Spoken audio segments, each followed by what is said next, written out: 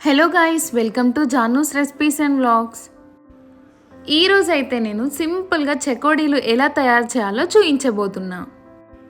First అయితే ప్యాన్లో 1 glass water వేసుకొని అందులోనే ఉప్పు, కారం, పసుపు, 1 స్పూన్ నెయ్యి, జీరా కూడా వేసుకోవాలి. ఆ వాటర్ బాగా మరిగాక అందులోనే 1 కప్ మైదా పిండి వేసుకొని ఒకసారి కలిపి స్టవ్ ఆఫ్ చేసుకోవాలి. పిండి లైట్గా చల్లారాక మనం బాగా కలుపుకోవాలి, లేదా తడి క్లాత్ యూజ్ చేసుకునైనా కలుపుకుంటే సరిపోతుంది.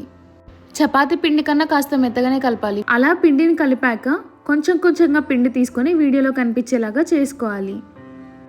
మనకి ఏ సైజులో కావాలంటే ఆ సైజులో మనం నచ్చినట్టు చేసుకుంటే సరిపోతుంది.